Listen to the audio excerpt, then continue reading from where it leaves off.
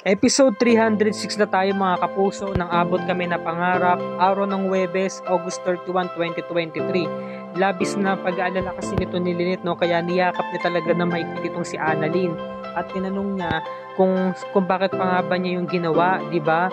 Na humingi pa talaga ng tulong at nakiusap sa anak nito na sana bago man lang sana magbigay ng tulong sa ibang tao, unahin muna ang sarili. Kaya todo ang paghingi ng tawad ni Annalyn, no? Sabi niya hindi na raw kasi siya nag-isip, diba? Kaya ginawa niya yung bagay na yun, at mabuti na lamang daw nandoon si Doc Lindon kaya siya iniligtas. Kaya ang laki ng pasasalamat nila kay Doc Lindon. Labis naman talaga nag-aalala itong si Lynette, diba? Kaya nga siya iyak ng iyak, at niyakap na rin siya ng Lola Susan niya, dahil sa wakas nakita nila na ligtas pala sila lahat. At laking pasasalamat ni Lynette, niyakap niya si Doc Lindon. Sabi niya, maraming salamat sa iyo, Doc Lindon, niligtas mo yung anak ko. O sabi naman ni Lindon, kailangan na pong dalhin sa ER si Dr. Santos. Samantala itong si Miko, masama pa rin ang tingin kay Doc Lindon, no? Hindi sumama. Ito namang si RJ, kausap ang ate Giselle niya. Sabi niya, nakiusap siya na huwag na munang ipaalam sa iba, pati kay Zoe, na nanumbalik na yung alaala niya, no? Ihintayin niya daw munang manumbalik ito lahat, hanggang sa dumating na nga itong si Zoe at niyakap yung kanyang tatay. Ito namang si Miko, nakatayo lang sa isang tabi at umiinom ng tubig itong si Doc Lindon. Nilapitan siya ni Doc Lindon at sabi niya, okay lang ba ikaw? Sabi naman ni Miko, no? Salamat for saving Annalyn. Sabi naman ni Lindon, nagpakita sa akin si Emily. Ito na yung pagkakataon para magkausap kami kanina, at para makahingi na rin ako ng tawad sa kanya. So syempre nagalit pa rin si Miko. Sabi niya, ginagawa mong sangkalan si Ate Emily para sabihin ko sa'yo hindi ko makakalimutan ang ginawa mo. Hindi kita mapapatawad, sana ikaw na lang yung tabunan ng mga bato doon. Samantalang to namang si Zoe, sabi niya, nagtanong siya, ba't ba kasi kayo magkasama ni Tita Lynette doon? Ano ba ginagawa niyo? Sabi naman ni RJ, bibili sana ako ng bulaklak para kay Annalyn. Inalam ni Zoe kung para kanino. Please lang Zoe, wag ka na sana magalit pa kay Lynette kapag nagkita kayo. Dahil coincidence lang talaga nangyari. Nagkita lang kami doon dahil bibili rin siya ng bulaklak para kay Annalyn. Yung nga lang, nadatnan kami ng Lindon, kaya natrap kami doon sa loob. Sorry kung hindi ko na sinabi sa'yo kasi alam ko mag-aaway lang kayong dalawa. Samantalang tong si Lindon, tinawag pa ni si Miko. Sabi niya, alam ko hindi mo pa ako mapapatawad sa ngayon, pero hihintayin ko yung araw na sana'y mapatawad mo na talaga ako. Sabi niya, kasi nga hinihiling nga ni Miko na sana si Lindon na lang yung isa sa mga nasawi doon. Samantala ito namang si Annalyn, ginagamot na siya ni Nurse Ning. Ayan, at umalis na nga sila.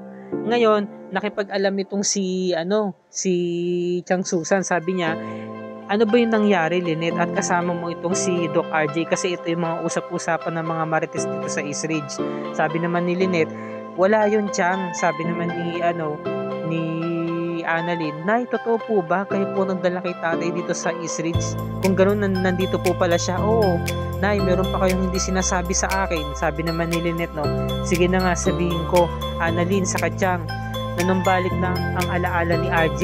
Ayun pa lang naman ang sinabi niya, yung tungkol sa pagmamahalan namin dalawa. Sinabi niya na handa na raw niyang talikuran noon si Moira, yung mga alaala na yun. So inasar-asar siya ni Chang Susan na sabi niya, so ito na ba yung tamang pagkakataon para ibalik ang inyong tamis ng pagmamahalan? Sabi naman ni Lynette, Chang, hindi na yung po pwede sa ngayon. Kahit kaibigan, gustuin ko sana, kaso baka magalit si na Moira saka si Zoe. Siyempre bibigyan na naman nila ng kulay yun, aawain na naman nila ako. Saka Chang, maigi na rin po yun. Kung ngayon wala na rin naman ako nararamdaman na pagmamahal kay RJ, kung gusto niya akong maging kaibigan, edi okay. Pero umiiwas ako ngayon kasi ayaw ko rin naman ng gulo.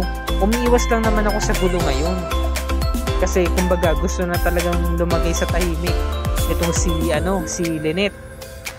Nagulat itong si Chang Susan, sa mga pinagtapat nga nito ni Lynette. At sabi nga ni Annalyn, so ayun lang po pala yung naalala ni tatay, sabi niya.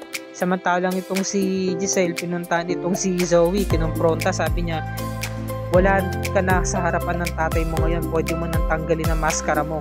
Alam ko galit ka sa tatay mo, pati na rin kay Lynette at kay Annalyn. Sabi naman ni ni Zoe, hindi ako pwedeng magalit kay Annalyn kasi utang ko sa kanya lahat kung bakit isinalba niya si Mami. Talaga ba? Opo, si Annalyn ang dahilan kung bakit nailigtas si Mami nung nabagsakan siya ng kisame. Kung wala dun si Annalyn, sigurado patay na si Mami. Kaya hindi ko siya pwedeng kagalitan dahil babawi ako sa kanya ng sobra. Sabi naman ni ni Giselle, dapat lang na mangyari yan, sana magtuloy-tuloy na. Dahil kahit ano pa mangyari, Zoe, magkapatid kayo. Matutuwa ako kapag naging mabait ka na talaga ng tuluyan kay Annalyn. No? Talagang binigyan siya ng pangaral ni Giselle. Sabi niya, sana magtuloy-tuloy na to. At wag ka na sanang magalit. Tanggapin mo na si Annalyn. Alisin mo na ang sama ng loob. Samantala, ito namang si Doc Ray, kinumpronta si Zoe na sana huwag na sanang magalit pa kasi nasa hospital na nga yung tatay niya tapos sasabay pa siya, diba? Sabi naman ni Zoe, ayokong pakinggan ng mga payo mo. Mabuti pa bumalik ka na lang sa Apex. Kita mo, bastos talaga, no? Binastos niya si Doc Ray Meneses. Wala na rin siyang nagawa, diba? Kasi nga, nainis nga si Doc Ray sa inasal nga ni Zoe, diba? Dahil sinagot-sagot niya kahapon tong si Lynette. At siya na nga yung humingi ng tawad dito. Ngayon, kinumpronta niya si Zoe na wag na sana nga umasal pa ng ganun, diba? Mag-attitude. Samantalang tong si Annalyn, nakiusap sa nanay niya na kung pwede puntahan ng tatay niya. Kasi nga nasasabik siya dito. So sabi naman ni Lynette, sige, pumayag siya, diba? So yun na nga, inaasar-asar siya ni Chang Susan, no? Kasi nga napag-alaman nga ni Chang Susan na si Lynette pala yung kasama nito ni Doc RJ sa mall. At siya pa mismo yung nagdala kay RJ dito sa East Ridge. So, inaalam talaga ni Chang Susan kung nagkakamabutihan na ba sila, kung pwede na bang ibalik yung kanilang nakaraan. Sabi naman ni Lynette, wala na nga raw siyang nararamdaman pa nga pagmamahal kay RJ dati na yun. Kung meron man siyang ipapasalamat ngayon, yun binigyan siya ng anak, walang iba kundi si Annalyn. Samantalang tong si Doc Lindon, bumalik na ng kwarto para magbihis ng best, ng pandoktor talaga. Dahil babalik na siya sa duty. At nagulat nga si Giselle, bakit nga naman siya hindi muna magpahinga muna dahil napagod ang isip niya, pati buong katawan niya sa mga nangyari. Tapos pipiliin pa niya nga dumuti. Sabi naman ni Doc Lindon, karapatan ko po kasi dumuti dahil kailangan kong gawin ang parte ko bilang isang doktor. Ito lang po yung way para makalimot sa mga problema.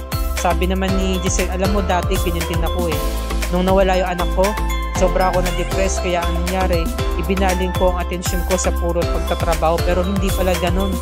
Kailangan mo palang tulungan muna ang sarili mo na maging malaya bago gawin ang mga bagay na nakasanayan mo na.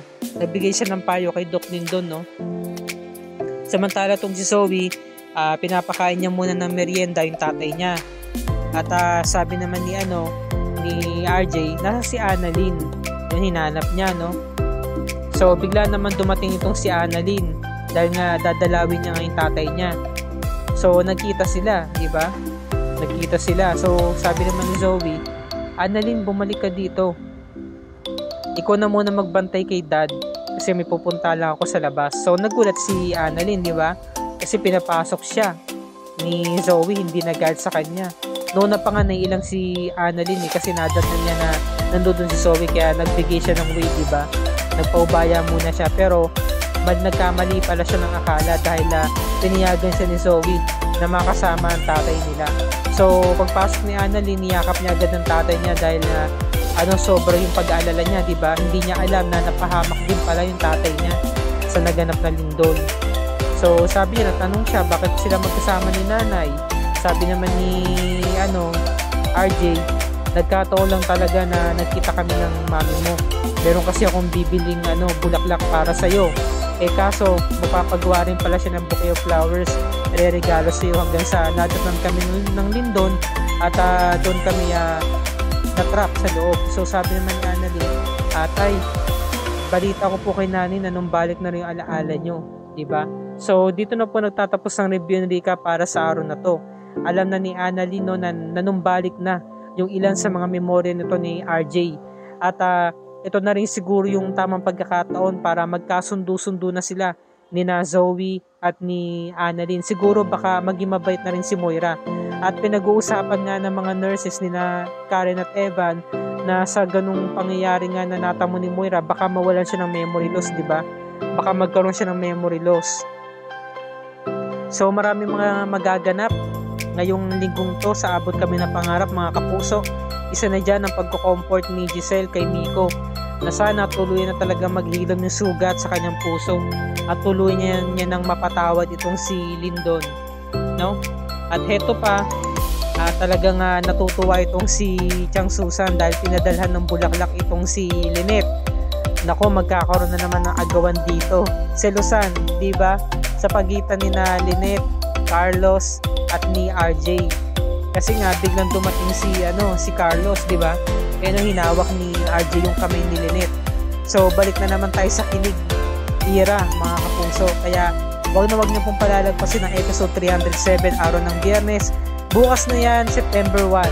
At dito na po nagtatapos ang review and recap para sa araw na to. Kung bago ka pa lamang sa aking channel, i-like mo ang video na to. I-share mo na rin sa iyong social media platforms.